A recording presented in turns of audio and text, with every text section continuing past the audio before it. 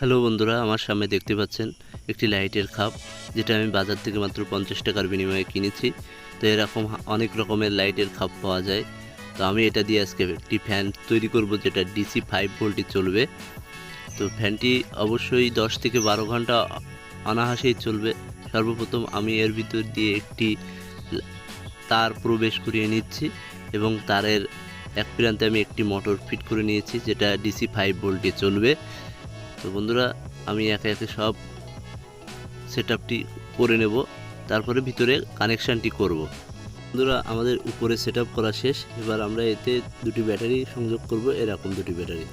তো সর্বপ্রথম এতে আমরা কানেকশান করে নেব। তার আগে আমরা একটি সুইচ লাগিয়ে নেব। দেখতে পাচ্ছেন আমরা সুইচের সাথে একটি ডায়োড এবং একটি রেজিস্টার সেটআপ করে নিয়েছি। এটা একটি 1K রেজিস্টার। তো বন্ধুরা, এবার আমরা একটি চার্জিং পোর্ট এখানে সেটআপ করে নেব, তারপরে আমরা বাকি কানেকশানগুলো করব। পুরো ভিডিওটি দেখবেন এবং ভিডিওটি ভালো লাগলে অবশ্যই চ্যানেলটি সাবস্ক্রাইব করবেন। বন্ধুরা, আমরা ব্যাটারি দুটিকে প্লাসে প্লাস এবং মাইনাসে মাইনাস সংযোগ করে নিচ্ছি, অর্থাৎ আমাদের ব্যাটারি 3.7 ভোল্টের ব্যাটারিই থাকবে, যেটা ম্যাক্সিমাম ভোল্টেজ হবে 4.3 ভোল্ট। তো আমরা ব্যাটারিটা এর ভিতরে এইভাবে সেটআপ করে নিলাম। এবার আমরা এর পজিটিভ ওয়্যারটি রেকটিফায়ারের যে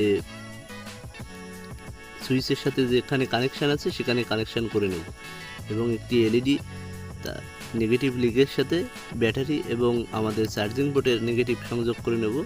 তারপরে আমরা আমাদের ফ্যানের যে দ্বিতীয় তারটি, সেটা আমরা সুইচের মিডিল লেগে সংযোগ করে নেব। বন্ধুরা, দেখতে পাচ্ছেন এবার আমরা এলইডি এবং রেজিস্টারের পজিটিভ পয়েন্ট আমরা এখানে সেটআপ করে নিয়েছি এবং একটি আমাদের যে চার্জিং পোর্টের যে পজিটিভ ওয়্যারটি আমরা রেজিস্টার এবং রেকটিফায়ারের মাঝখানে যে লেগটি ওইখানে সংযোগ করে নিয়েছি। বন্ধুরা, আমাদের লাইটটি জ্বলছে কিনা দেখব। দেখুন বন্ধুরা, আমাদের লাইটটি জ্বলছে। এবার আমরা এর উপরের যে সেটআপটি সেটা সম্পূর্ণ করে নেব। দেখতে পাচ্ছেন আমরা এখানে পাখা লাগিয়েছি এবং আমাদের ফ্যানটি সম্পূর্ণভাবে চলছে। তো ধন্যবাদ সকলকে। ভিডিওটি ভালো লাগলে অবশ্যই লাইক, শেয়ার, সাবস্ক্রাইব করতে ভুলবেন না।